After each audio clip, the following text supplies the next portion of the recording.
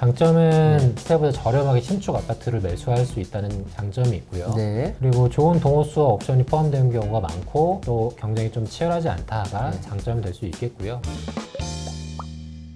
2024년 로또 부동산을 가지는 방법 한번 하도록 하겠습니다. 본격적으로 얘기하기 전에 2023년 부동산 시장 한번 짚어보고요. 올해 24년에는 어떻게 될 건지 또 한번 보도록 하겠습니다. 그리고 마지막으로 수강생분들의 수익 사례를 보면서 이런 부동산으로 수익 낼 수 있는 노하우, 그 다음에 이 패턴까지도 설명드리도록 하겠습니다. 자, 일단 첫 번째 2023년 부동산 시장에 대해서 알아보도록 하겠습니다. 사실 뭐 여러 가지 정책이 있었는데 네네. 대표적으로 한 5가지 정책을 이제 추려왔고요. 네. 2023년 9월까지 거래량이 그래도 좀 많아지다가 현 시점까지 좀 줄어드는 추이를 나타내고 있는데 네네. 거래량이 많아졌던 계기를 살펴보면은 우선 첫 번째로 규제 지역이 좀 완화됐던 부분이 있었고요. 네네. 분양권 전매 제한 완화 부분도 굉장히 컸었고요. 그렇죠. 또 네 번째에 있는 특례보금자리론이 좀 등장하면서 네. 실거주자들이 집을 좀 매수했던 큰 좀 요인이 됐었습니다. 그렇죠. 수요가 좀 많이 나왔죠. 네. 네네. 그리고 5번째는 아직 바뀌지는 않았는데 이 부분도 굉장히 좀 큰 부분이어서 담아놨고요. 분양권 같은 경우에는 분양가 상한제 지역에 실거주 의무가 있었는데 그런 부분이 폐지된다는 부분과 주택에 있어서 취득세율하고 양도세율이 완화가 되면 조금 더 거래량이 늘어날 것으로 예상이 됩니다. 네, 여러분들 이걸 꼭 보셔야 되는데 부동산은 거래가 늘어나게 되면 어쨌든 시세도 오르게 되는데 침체되었던 부동산 시장에 규제를 풀어줌으로써 수요가 생겨나는 정책을 한 거예요. 그러니까 수요가 생겨나니까 거래가 늘어나고 하락한 부동산 가격이 회복되었다는 거 보시면 되겠고, 그래서 거래 시세도 중요하지만 어떤 요인으로 인해서 거래가 늘어나고 수요자들이 다시 또 시장에 들어왔는지 그 부분도 살펴보시는 게 중요하겠습니다. 자, 그래서 2023년 부동산 시장 또 이 표를 베니아님께서 갖고 나오셨습니다. 이게 어떤 표인가요? 네, 이제 올해 서울의 부동산 거래량을 보면은 네. 2023년 1월부터 9월까지 거래량이 굉장히 많았는데 평균적으로 다 거래량이 늘어난 것이 아니라 내부를 살펴보면은 우리가 선호하는 신축 대단지 아파트의 거래량이 압도적으로 많았다라고 볼 수 있습니다. 그러니까 우리 거래량이 많았지만 다 골고루 많은 게 아니라 신축이고 대단지 아파트를 사람들이 선호해서 여기에 거래량이 많이 몰렸다는 겁니다. 그래서 지금 대표적으로 뭐 헬리오시티부터 고덕그라시움, 파크리오 보면은 다 많은 분들이 선호하는 송파구 잠실이나 또 강동구 이 일대에 다 위치해 있거든요. 이런 아파트들이 주로 거래가 됐다라고 볼 수 있겠습니다. 네네. 부자의 부동산, 부자들이 거주하는 지역에서 거래가 더 활발하구나라고 하는 거를 느낄 수 있겠습니다. 자, 다음 서울 대장 아파트 회복세. 방금 전장에서 보여드렸던 이제 헬리오시티 거래 그래프인데요. 이제 올 초부터 해서 9월까지 상승률을 보시면 대략 한 22% 정도 회복을 했고 금액으로 보면은 한 3억 8천 정도 올라간 걸 볼 수 있습니다. 그리고 이제 우측도 사실은 똑같은 단지인데 지금 한 9월부터 현 시점까지 한 4% 정도 빠지고 금액으로 보면 약 한 9천만 원 정도 빠진 걸 볼 수 있을 텐데요. 사실 이제 기사나 영상을 보면 대부분 하락했다 이 부분만 이제 포커스를 두고 표현을 하는데 사실은 저는 이제 이 부동산을 3개월, 4개월 이렇게 볼 게 아니라 크게 이제 놓고 봐야 되는데 그런 측면에서 봤을 때는 대장 아파트가 빠졌다고 표현하는 게 아니라 상승 후 보합이다라고 하는 게 적절한 표현이라고 볼 수 있겠습니다. 여러분들 어쨌든 최저점 2022년 해서 가장 공포가 오고 금리가 오면서 빠졌던 게 작년 23년 1월 기점으로 올라가서 22%를 회복한 거예요. 그래서 한 3억 8천 정도가 올라갔는데 최근에 또 다시 올랐던 거 대비 마이너스 4.7%. 지금 베니아님은 이거를 하락이라고 보기에는 너무 수치가 애매하다. 이 정도면 보합으로 봐도 되고 버틴다고 봐도 된다. 설명드렸던 것처럼 처음에 빠졌던 이 구간이 패닉 구간이고요. 이 패닉 구간에서 한번 회복을 했으면 이 회복을 경험했던 사람은 다시 조금만 버티면 또 회복할 거야 라는 기대감을 갖고 있기 때문에 매물을 많이 던지지가 않아요. 그래서 여러분들이 부동산 가격을 볼 때 이게 심리적인 부분도 매도자의 입장도 같이 생각해보면 우리가 언론에서 말하는 끊임없이 하락이 된다는 거 그게 현실에서 이루어지지 않는 거를 충분히 예측할 수가 있는 겁니다. 어쨌든 지금 4%가 빠지긴 했지만 이거는 하락의 시점으로 보면 안 되고 거의 보합으로 봐야 된다고 베니아님께서 말씀해 주십니다. 자, 다음은 A급, B급, C급지를 놓고서 어떻게 변했는지를 한번 들어보도록 하겠습니다. 네, 일단 부동산이 사실은 뭐 데이터를 보려면 평균치가 필요하긴 하지만 내부를 좀 들여다볼 필요가 있는데요.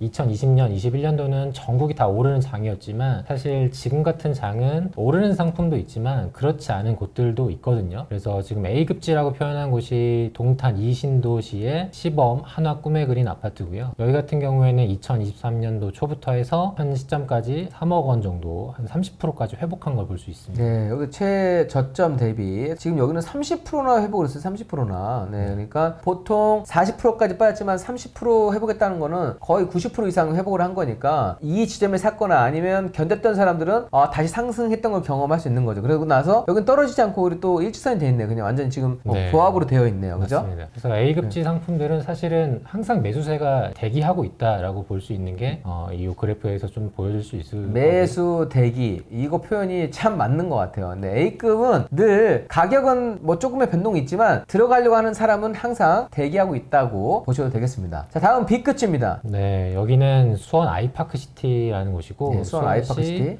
권성구에 있습니다. 사실은 뭐 대장 아파트인 광교나 영통은 아니지만 이곳은 한 B급지 정도 볼 수 있는데 이것도 역시 2023년 초부터 현재까지 한 8천만 원 정도 회복한 걸 볼 수 있습니다. 네, 근데 여기는 33% 회복했지만 여기는 14% 회복을 했네요. 자, 다음은 C급지 한번 설명해 주십시오. 네, 여기는 강원도 원주시에 있는 청솔 8차 아파트인데요. 네, 강원도 원주. 이 아파트는 예전에 이제 공시 1억 이하 이슈가 그 트렌드가 있었을 때 이제 투자들이 많이 접근을 했다가 현재 그래프를 보면은 전고점 대비 좀 빠지고 아직 회복을 그렇게 하지는 못하는 상황. 네, 오히려 여기는 지금 찍고 올라와야 되는데 이 그래프가 아니라 약간 떨어지는 모양의 그래프처럼 보이는 겁니다. 지금 A급, B급, C급지의 이런 회복 속도가 다 다르다는 거죠. 네, 맞습니다. 재밌는 거 하나 발견했어요? 어떤 게? 몰랐죠. 이거 본인이 만들어 온 거잖아요. 네, 본인이 제가 보니까 A급지는 지금 보는 사람이 62명이에요, 지금. 그 다음 B급지는 지금 10명 보고 있어요, 10명. C급지는 8명 보고 있어요. 그래서 지금 보고 있는 사람만 보더라도 보고 있는 이가 많아, 이게. 조회수가 중요하잖아요, 조회수가. 그래서 A급지는 평상시에도 정말 사람들이 많이 보고 있구나. 이걸 딱 보니까 나오더라고요. 그래서 이 많이 보는 만큼 회복도 빠르고 매수자도 대기하고 있다. 이거를 느낄 수가 있었습니다. 자, 그리고 방금은 아파트로 말씀을 드렸지만 이제는 청약 시장에서는 정말 어떠한지 한번 보도록 하겠습니다. 자, 첫 번째 롯데캐슬 이스트풀이요. 이곳은 서울시 광진구에 있는 곳이었는데 청약을 하시는 분들이 워낙 또 정보가 많이 노출돼 있고 점점 이제 좀 스마트해지시다 보니까 선호되는 지역에 안전마진이 있는 상품은 어떻게든 알고 신청을 하세요.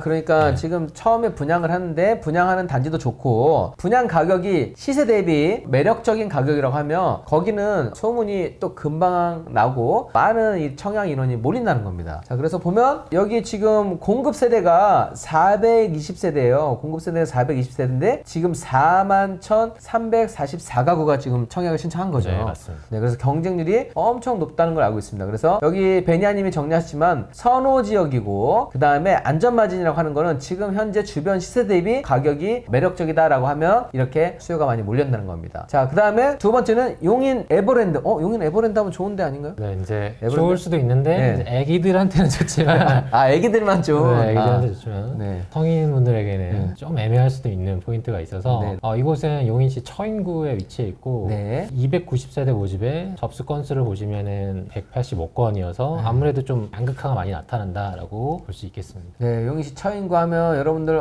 공기도 좋고 이거 살기 좋은 거 아니야? 에버랜드도 바로 옆에 있으니까. 자, 그런데 290세대를 모집하는데 185세대, 그러니까 105세대가 미분양이 난 겁니다. 그래서 이걸 보면 누구든지 갖고 싶어하는 지역, 갖고 싶은 아파트를 사야 되는 이유가 여기 바로 나옵니다. 여기서 비선호 지역이 비선호 지역. 자, 이런 데는 분양을 받았다 하더라도 그 다음 매수자를 찾는 게 어려울 수가 있겠죠. 그래서 여러분들이 부동산을 보실 때 그냥 내 감으로 그냥 내 조건만 채우면 되는 거 아니야? 그렇게 하게 되면 그 다음에 엑시트 할 때 어려움이 있을 수 있다라고 거다라고 하는 거를 예상하셔도 되겠습니다. 자, 그래서 2023년 부동산 시장 정리해 보도록 하겠습니다. 자, 정리해 주세요. 보신 바와 같이 서울 수도권 광역시의 A급 물건, A급 물건이라고 하면은 굉장히 간단합니다. 주부님들이 선호하는 동네들이 있거든요. 네네. 단지 이런 곳들이 충분히 회복을 했고요. 회복을 하고 보합을 하고 있는 상태라고 보실 수 있고, 그 밖에 이제 뭐 지방이나 지방 안에서도 BC급 물건 내지는 주택이 아닌 물건들,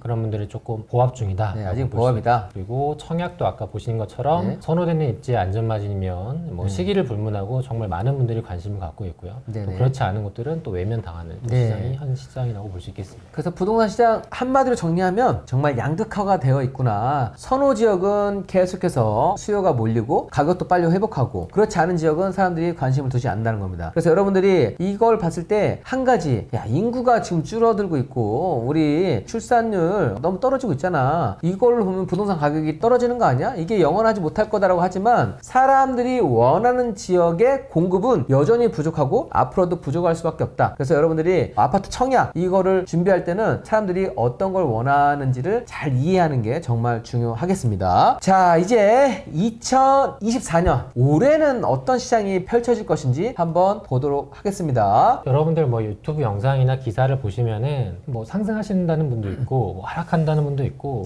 그 의견을 들어보면 다 이제 어느 정도 논리가 있거든요. 그러면서 좀 판단을 내리기는 점점 어려워지는 것 같아요. 특히나 2024년도는 그런 부분을 좀 판단하기 어려운 시장이 좀 되어버린 것 같습니다. 근데 그런 이유를 살펴보면은 우선 부정적 키워드를 보면 여러분들 아시다시피 뭐 물가 상승인 부분도 있고, 또 고금리, 또 최근에는 뭐 스트레스 DSR이라는 규제 부분도 있었고요. 또 미분양도 지역에 따라 다르긴 하지만 좀 쌓이고 있죠. 미분양 쌓이고 있죠. 그리고 특히나 요즘에 많이 언급되는 부분 중에 하나가 부동산 PF가 있고요. 이걸로 뭐 지금 건설사도 미분양이랑 연관이 된 거지만 지금 건설사도 지금 많이 무너지고 있습니다.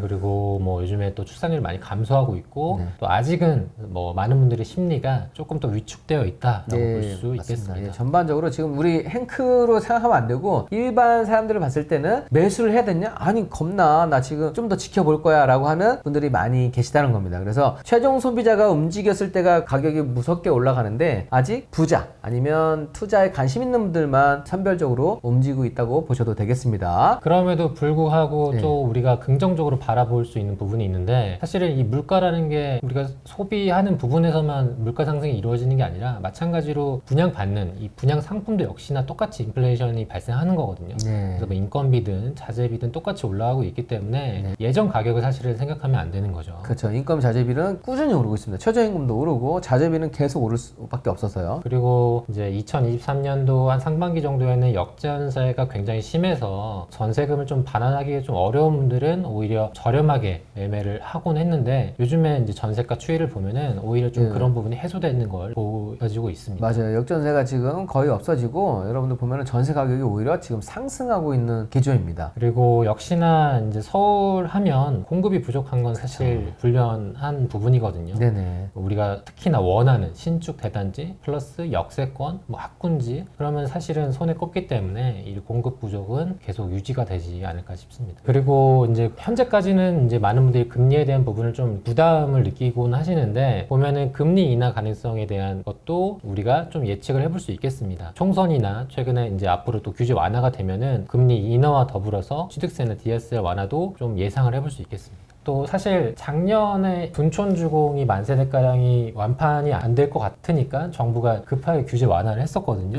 근데 앞으로도 서울에 굵직굵직한 대단지들이 있습니다. 근데 그런 단지들이 분양이 제대로 이루어지지 않으면은 이게 연쇄적으로 악영향을 미치기 때문에 작년에 그랬던 것처럼 올해도 그에 맞춰서 좀 연착륙을 할 수 있게끔 좀 규제 완화를 펼쳐주지 않을까 또 예측을 해봅니다. 여러분들 어쨌든 부동산 시장이 꽁꽁 묶여 있으면 집까지 사람들은 지금 버티고 있잖아요. 오히려 지금 부동산 PF 건설사들이 무너지고 있어요. 그렇기 때문에 건설사 외에 다른 이 주변에 연결된 업종들도 많이 힘들어하고 있습니다. 그래서 이거를 시장에서 부정적인 시그널이 나오면 완화책이 나올 수밖에 없다. 작년에도 거래량이 폭발했던 거는 사람들의 심리가 확 바뀐 게 아니라 이 부동산 정책에 따라서 수요자들이 늘어나고 그걸로 인해서 거래가 늘어나게 됐는데, 지금도 이런 상황이라고 하면 총선 전후 기점으로 부동산 대책이 나올 수밖에 없다는 것을 예측할 수가 있습니다. 이게 긍정적이라는 겁니다. 그래서 부동산은 방금 금리도 중요하지만 금리도 지금 인하 모드로 어쨌든 잡혔지만 부동산 정책도 정말 중요한데 부동산 정책에 대해서 한번 알아보도록 하겠습니다. 제가 이제 부동산 공부를 할 때 보통은 이제 정책 원문을 보시라고 많이 말씀을 드리는데 제가 이제 오늘 나와서는 2024년도의 전망을 이제 말씀드리는 자리잖아요. 네네. 그래서 각 결정권자 분들의 신년사를 한번 이제 원문을 봤습니다. 신년사. 네. 네. 그러니까 정책을 결정하는 거는 결정권자의 의지가 정말 좀 중요합니다. 실무진도 중요하지만 또 리더의 의지가 중요한데 이런 정책을 위반하는 부분에 또 이 결정권자의 의지는 어떠한지 신년사를 분석해 왔다고 하십니다. 그래서 이제 뭐 부동산 부분만 일단 발췌를 한 건데 네네. 아무래도 이제 부동산 PF에 대한 언급이 이제 우선 있었고요. 우선 PF 그리고 가계부채가 있었고 네. 이런 부분에 있어서 리스크 관리를 해 나갈 것이다 네네. 라는 부분과 또 역시나 우리가 주택 공급을 꾸준히 늘리면서 네. 재개발 재건축 사업 절차를 검토를 해서 사업 속도 역시 높이겠다 이런 부분을 이제 언급을 하고 계십니다. 네, 이걸 봤을 때는 앞으로 재개발 재건축도 상당히 매력적인 테마로 저도 딱 느꼈습니다. 국토부 장관의 신년사도 한번 보도록 하겠습니다. 박상우 국토교통부 장관의 신년사 일부인데요. 네. 보시는 것처럼 우선 GTX 성공적인 개통을 추진하겠다. 그리고 이제 신생아 저출산 부분에 있어서 네. 뭐 신생아 특별연금이나 신생아 관련해서 특례 자금 저리로 또 대출을 연초에 해준다고 하니까 그런 부분도 기억을 해주시면 좋을 것 같고 네. 또 그간에 이제 이슈가 됐었던 뭐 전세 사기나 뭐 부실 시공 그리고 PF 부실화 역시나 이 부분을 또 언급을 하셨습니다. 자, 그런데 정책 위반자를 잘 봐야 된다고 했잖아요.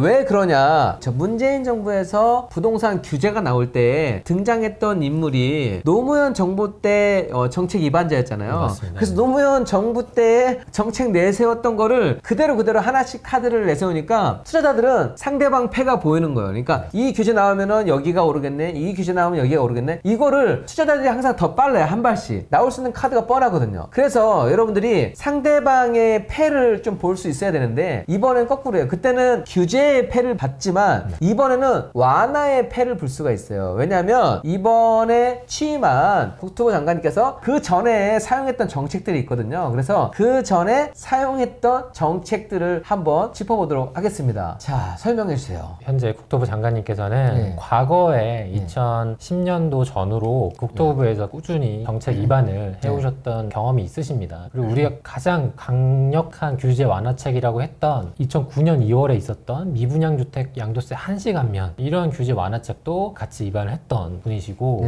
또 그 밖에 뭐 분양권 전매 완화라든지 대표적인 좀 규제 완화책을 같이 했던 분이시죠. 중과 폐지도 하고. 자, 이거 보면은 미분양주택 사면은 이게 앞으로 얼마가 오르든지 세금을 안 내도 돼. 양도세 그냥 영원이야. 양도세 평생 안 물릴게 라고 해서 들어와 하는데 그래도 안 들어와? 그러면 정말 세금으로서 들어올 수밖에 없는 이런 조건을 해준다는 겁니다. 그리고 지금 보면은 대출 부분도 좀 풀어줬고요. 취득세도 감면하면 이런 효과가 있다는 거. 그 다음에 양도세도 감면하면 효과가 있다는 거. 양도세 중과 폐지하고 투기가열지구 해제도 했고 그 다음에 강남 3구 투기 해제, 분양권 전매 완화. 자, 이게 보면은요 여러분들 이렇게 생각하시면 돼요. 이게 여기서 이렇게 물 끓고 계속 내고 했는데 그래도 안 들어와? 그러면 더 해서 이게 끓을 때까지 이런 양념들을 계속 넣어주게 된다는 겁니다. 그래서 부동산 완화책이 시작이 되면 그래도 이거는 계속 떨어질 거야 하는 사람은 너무 하수인 거예요. 왜냐면 수요자가 들어오고 거래가 터질 때까지 정부에서는 계속 정책을 위반하는데 그러면 어느 정책까지 나올 것이냐? 양도세 한시 감면, 양도세 이 시기에 샀던 사람들은 양도세를 내지 않아도 돼. 이런 정책까지도 카드가 나올 수 있다는 겁니다. 물론 지금 총선이라는 게 있기 때문에 총선 전에는 이렇게 공격적인 게 바로 나올 수는 없어요. 하지만 총선이 끝나고 나서는 다시 민심을 얻고 경제를 살리기 위해서는 그때는 조금 더 과감한 드라이브를 걸 수 있겠구나라고 하는 거를 예상해 볼 수 있겠습니다. 자, 그래서 2024년 부동산 시장을 한번 정리해 보도록 하겠습니다. 정말 저도 매번 어떤 기사나 영상을 이제 확인하는데 한 2023년 한 9월, 10월 정도부터 특히나 이제 PF에 대한 언급을 좀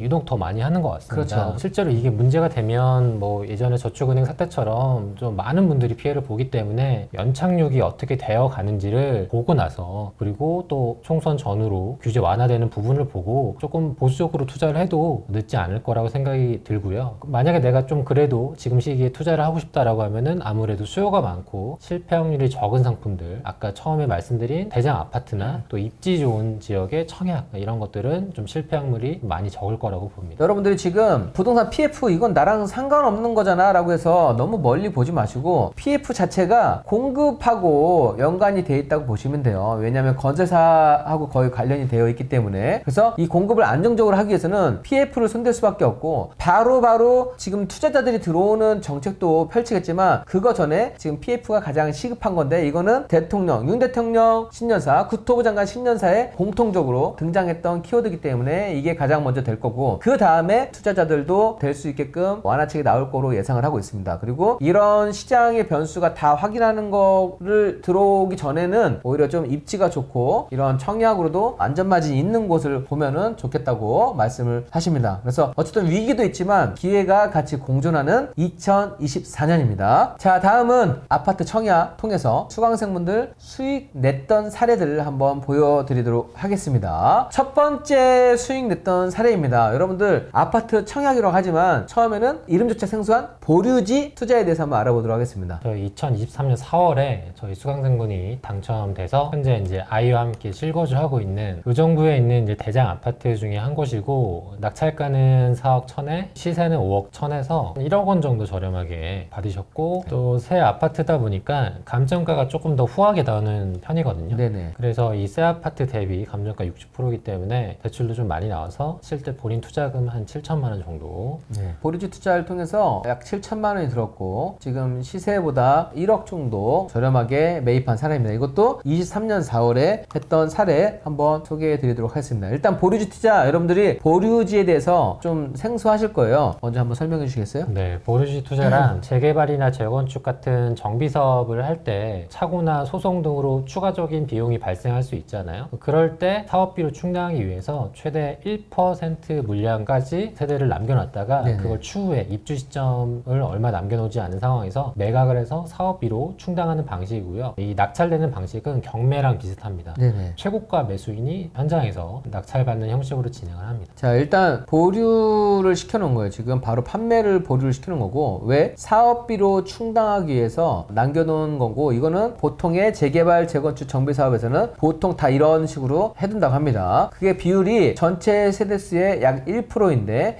이것도 경매 형식처럼 낙찰받는 식으로 되는 거다. 분양할 거지만 잠깐 보류해놨던 물건을 받는 거기 때문에 이것도 신축 아파트랑 똑같은 거예요. 자, 그래서 지도 한번 설명해 주시겠어요? 네, 이곳은 이제 의정부 푸르지오 더 센트럴이라는 곳이고요. 네네. 의정부 안에서도 이곳이 이제 역 근처이고 또 신축 대단지여서 가장 많은 분들이 좀 찾는 아파트 중에 하나였고, 입주를 한 6개월 정도 남기고 보류지 입찰 공고가 떴던 겁니다. 자, 이게 공고문 1부입니다. 예. 뭐 동호수가 언급되어 있고 기준가가 있어서 예. 이제 경매처럼 기준가 이상으로 이제 입찰을 해서 써내야 됩니다. 네, 기준가가 나와 있고 지금 동호수가 나왔는데 기준가가 정해져 있으니까 이 기준 가격 이상이면 이상 중에서 가장 높은 가격을 적어내는 분이 낙찰을 받는 시스템입니다. 그리고 이제 이 보류지가 사실은 조합이 금액이나 옵션들을 다 결정을 하기 때문에 그 공고문마다 좀 다르긴 한데 대체적으로는 지금 밑에 하단에 보시는 것처럼 조합원 옵션이 포함된 경우가 많아요. 아, 조합원 옵션, 시스템 에어컨 2대, 인덕션, 아트월, 친환경 천연 도료 이런 것도 다 포함된 거니까 지금 조합원 수준의 거를 받는다고 생각하시면 되겠습니다. 네, 이 비용만큼은 이제 세이브가 되는 거죠. 네. 기준 가격 안에 포함이 되어 있습니다. 아, 이 기준 가격 안에 이 옵션이 포함되어 있다고 하는 거는 추가 납부를 하지 않더라도 지금 포함이 되어 있다, 옵션이. 그런 부분과 보통은 조합원 물건들이 동호수가 좀 좋은 경우가 많아서. 그렇죠. 조합원이 원래 가장 좋은 동과 좋은 호수를 먼저 확보하고 나머지를 지금 분양하는 형식인데 이게 거의 조합원 거로 되어 있으니까 좋은 동호수겠네요. 네, 그렇죠? 맞습니다. 네. 자, 그래서 이거는 뭘까요? 이제 우리가 입찰할 때 법원에 가듯이 보류지 같은 경우에는 조합 사무실에서 입찰을 하는 경우가 많습니다. 네네. 그래서 여기서도 4월 20일부터 26일까지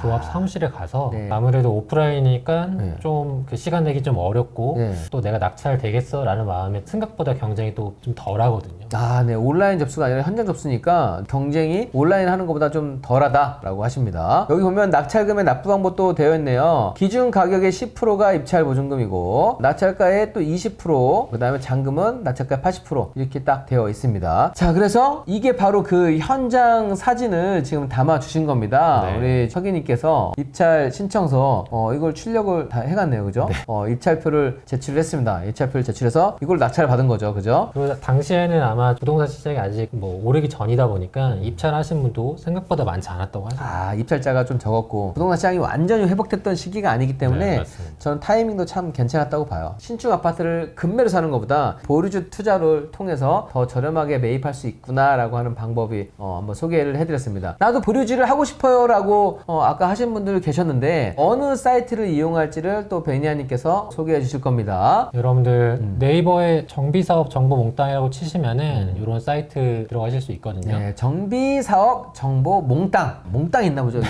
네. 예전에는 클린업 시스템이라는 이름이었는데 네. 이름이 좀 바뀌었고요. 네네. 여기 안에서 조합 입찰 공고 아래 하단에 이 박스 누르시면 그때그때 보류주 공고를 확인하실 수 있습니다. 네, 여러분들 정비사업 정보 몽땅에 들어가서 조합원 공고를 확인하시면 그때그때 보류주가 나올 때마다 확인할 수 있다고 하십니다. 마지막으로 한번 정리를 해드리도록 하겠습니다. 장점과 단점 다 설명을 해드리도록 하겠습니다. 자, 일단 장점이요. 장점은 사례가 방금은 좀 차익이 났지만 사실은 시세를 반영한 기준가가 나오는 경우도 있어요. 네네. 그래서 그때그때마다 부동산 시장에 따라 차익이 나는 곳도 있고 그렇지 않은 곳도 있는데 그래도 상황이 잘 맞물리면 시세보다 저렴하게 신축 아파트를 매수할 수 있다는 장점이 있고요. 네. 그리고 좋은 동호수와 옵션이 포함되는 경우가 많고 또 보류주 투자는 사실 굉장히 생소한 부분 중에 그렇죠. 하나거든요. 생소하죠. 네. 그래서 경쟁이 좀 치열하지 않다가 장점이 될 수 있겠고요. 자, 그 다음에 단점 설명해 주십시오. 단점이 좀 치명적입니다. 아직 신축 아파트여서 입주를 한두 달 앞두고 공고가 뜨는 경우가 많거든요. 네네. 그래서 계약금 10%에 잔금 80%나 90%를 두세 달 안에 납부를 하라는 경우가 많아요. 플러스 또 소유권 이전 등기가 나오지 않아서 대출이 좀 불명확한 경우가 많거든요. 그래서 자금 계획을 꼭 세우시고 접근하셔야 됩니다. 네, 대출이 잘 안 될 것도 감안해서 사실 이것도 리스크지만 이것 때문에 오히려 여러분들 경쟁이 좀 덜하다고 생각하시면 좋겠고, 하지만 이 보류주 투자를 할 때는 잔금 계획을 기간도 짧고 대출이 조금 용이하지 않기 때문에 그럴 수밖에 없어요. 왜냐면 은행에서도 보류주가 뭐예요? 이거에 대해서 좀 생소하거든요. 이런 거 같은 경우는 기존에 이게 집단 대출을 했던 이 은행을 미리 컨택을 해보는 것도 방법이 될 수 있겠습니다. 왜냐면 그 은행에서는 이 아파트에 대해서 이미 잘 알고 있어요. 그래서 이 아파트에서 추가로 나온 매물은 기존에 했던 업무이기 때문에 그렇게 할 수 있겠고, 아니면 다른 곳에 또 취급했던 그런 은행도 한번 찾아볼 수 있겠는데, 기존 은행 중에서도 집단 대출을 했던 곳이 꼭 한 개만 하는 게 아니라 한 두세 곳이 돼 있기 때문에 거기를 미리 컨택해 보신다고 하면 그래도 조금 더 수월하게 풀어갈 수 있을 겁니다. 1억 저렴하게 매입했던 보류주 투자 설명드렸는데, 다음은 서울 신축 2억을 저렴하게 수익냈던 사례 소개해 드리도록 하겠습니다. 네, 이곳은 서울시에 있는 그 힐스테이트 이파는세상 문정, 분양가는 8억 8천이고 이분이 계약하신 거는 2023년 11월, 얼마 안 된 사례입니다. 이거 얼마 안 됐네요. 23년 11월이면 정말 따끈따끈한데요, 그냥. 네, 그 송파구에 있어서 분양가 상한제를 적용받아서 시세보다 굉장히 저렴하게 분양가 상한제 적용받은 단지네요. 맞습니다. 그리고 이분은 당시에 무주택자셨고 또 주택을 취득했던 이력이 없는 생애 최초 특별연금 자격이 되셔가지고 당첨이 되셨습니다. 네. 투자금 어쨌든 8,800만 원으로 약 2억 원의 시세 차익을 거둔 사례입니다. 여기가 지금 위치인가요? 네, 맞습니다. 서울시 송파구 문정동에 위치해 있고요. 뭐 잠실만큼의 파급력은 아니지만 그래도 충분히 주변으로 지하철역도 있고 또 잠실에 바로 상승 여력을 받을 수 있는 곳이기 때문에 지금도 저렴하지만 앞으로도 또 계속 성장할 수 있는 좋은 입지라고 생각이 들었습니다. 자, 지금 작년 11월이에요. 지금 불과 2개월도 안 됐는데 어떤 회원분이었을까 여러분도 아마 궁금하실 겁니다. 그래서 그 회원분이 행크에 들어왔던 거를 베니아님께서 캡처를 해서 올려주셨습니다. 부동산에 관심 있습니다. 23년 10월 달에 들어오신 건가요? 맞습니다. 이분이? 10월에. 안녕하세요. 저는 회사 후배까지 걱정할 정도로 막 살았대요. 네. 재테크에 무지한 사람이었습니다. 돈 귀한 줄 모르고 욜로족처럼 살았어요. 제 통장을 털어간 범인 중 지분이 가장 큰 놈이 백화점이었는데요. 그러니까 소비를 넉넉하게 하고 회사 후배가 지금 그렇게 살면 어떻게 선배를 걱정할 정도로 정말 막 살았던 분이었는데 행크에 오셨던 겁니다. 이게 작년 10월이네요. 이게 작년 10월에 들어온 분이 11월 달에 받았어요.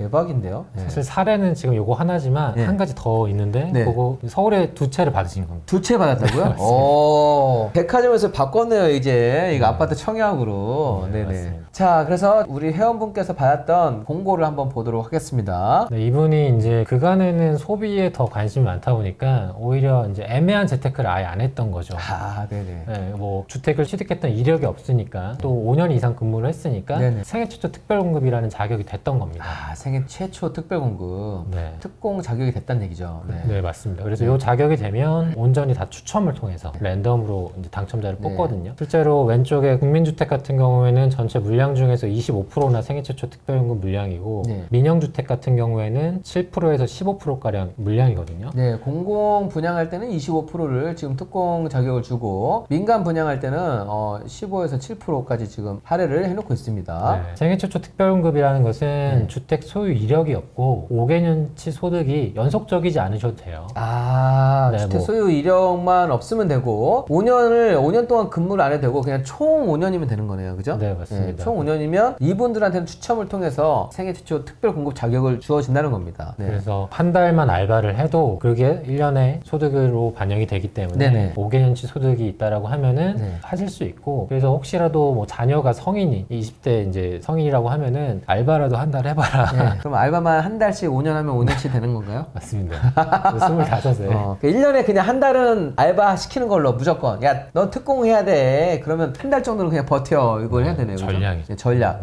그 내가 좋은 조건을 마련하기 위해서 돈이 있는 집안이어도 1년에 한 달은 반드시 알바를 해야만 한다. 자, 그래서 이거를 정리를 한번 해봤고요. 자, 마지막으로 우리 베니아님이 또 이 메시지를 준비를 해오셨네요. 이거 뭔가요? 아, 네. 여러분들 요즘에 부동산 경기가 뭐 예전만큼 막 전국적으로 뜨거운 장이 아니다 보니까 뭐 과거에 투자하셨던 분들이나 또 이제 막 공부를 하시는 분들에게 드리고 싶은 마지막 말씀입니다. 우리가 표면적으로는 다 좋은 성과를 보여드리고 있긴 하지만 또 힘들어 하시는 분도 물론 있거든요. 중간중간에 좀 슬럼프도 있을 수 있고 또 괜찮지 않은 나의 마음 상태를 도래할 때가 있을 텐데, 그런 부분도 여러분들 그냥 편하게 흘러가는 과정이라고 인지하시고, 오은영 박사님께서 그런 부분에 대해서 팁을 하나 주셨는데 나비포옹법이라고 있다고 합니다. 나비포옹법. 이렇게 손을 양쪽으로 이렇게 얹으시고 손을 양쪽으로 얹으시고 잘하고 있다. 아, 잘하고 있다. 나 잘하고 있다. 괜찮아. 스스로 이렇게 위안을 하고 토닥이면서 하면은 오랫동안 투자할 수 있을 것 같습니다. 네. 어쨌든 여러분들 나비포옹법 한번 해보십시오. 좀 살찐 나비지만